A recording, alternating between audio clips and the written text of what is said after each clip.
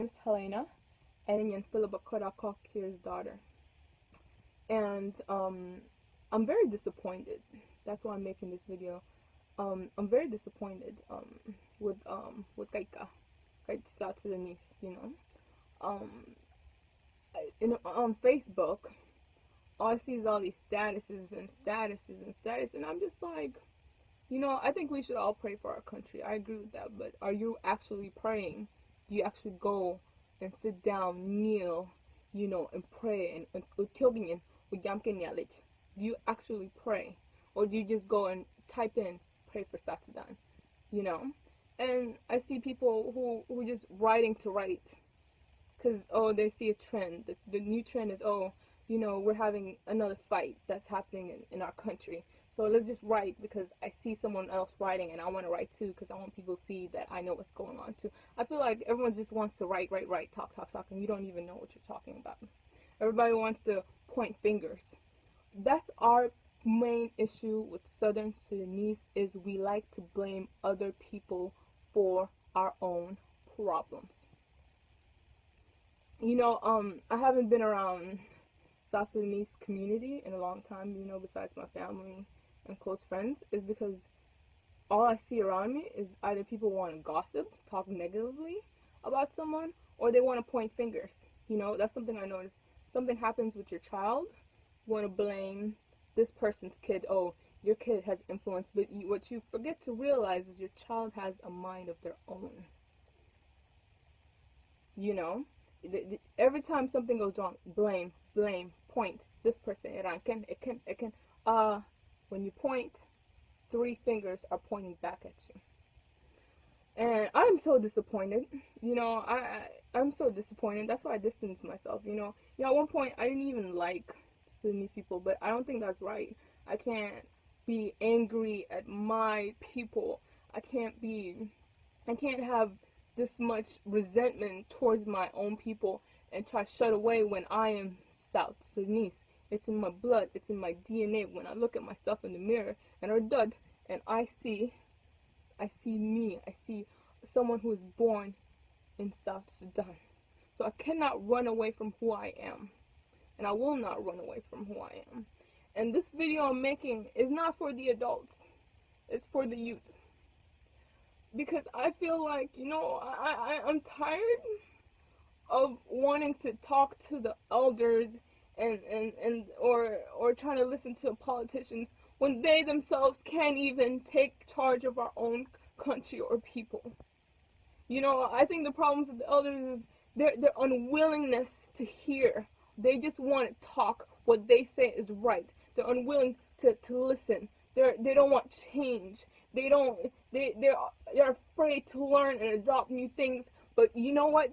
You have to, because all we're doing is going around in circle, fight over the same thing. All there is that's going on in our country, besides these wars and these fights and this tribalism and these killings and the corruption of our government, these killings, all these innocent people that are dying.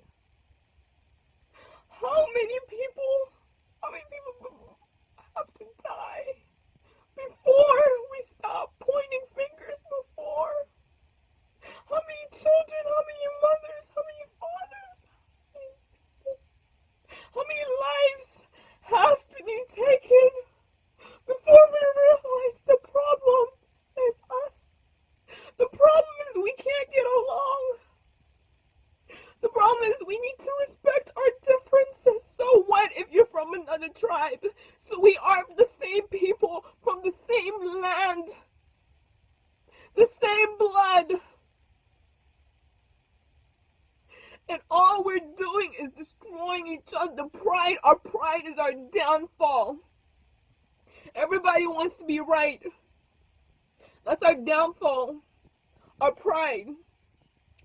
And I feel like it's up to the youth. It's up to us. Because all we see is they're just fighting. All we see is a repeat of history. All we're good at is talking. What's Oligam? Everybody wants to talk. Everyone wants to talk to sound smart. Everyone wants to talk so they have something to say so they can seem like they're important. No. What we need to do is listen. We need to stop wanting to talk so people can hear us. We need to listen. We know what the problems are. We need to fix it. And to be honest, this are the people that are in charge. They're not gonna fix it. It's up to us, the youth. It's up to us. And all I see is our parents' generations, their generation, and all of them. They keep doing the same mistakes, the same problems. It's going around in circle. We need to stop repeating history. All we're doing is repeating history. I think it's time we take a step back and say, you know what? We're tired of going around in circles. We're tired of this hate and fighting. We are one people. We need to unite. Respect each other's difference. So why must there be so much resentment and hate because you're from another tribe? Some people are so unwilling to overlook that. Why? Is it worth the destruction of our nation? Is it worth that? We have so much resources in our country. We have so much potential. We have so much great leaders that can come out of it. We have so much that we can do. But we just can't even get along with ourselves. And this is for the youth. I think, we see our parents' generation. We see the previous ones, and we need to step up.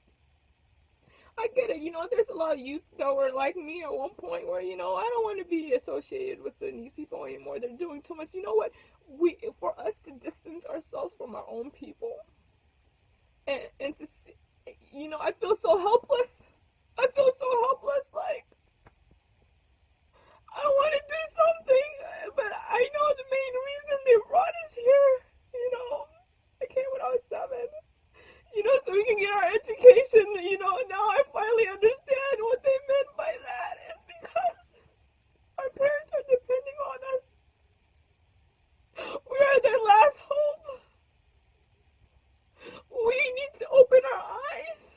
We need to take advantage of our resources and our surroundings, because we cannot allow more lives to be taken. We cannot allow our country to be made a mockery.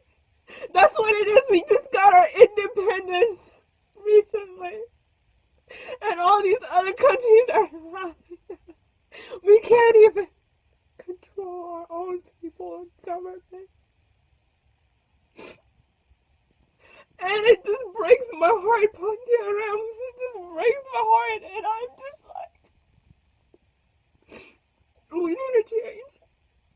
Youth, we need to change. We need to change. We need to see, look what's going on with our country. We need to learn Tongmonjang. Besides just Arabic, we need to learn our language.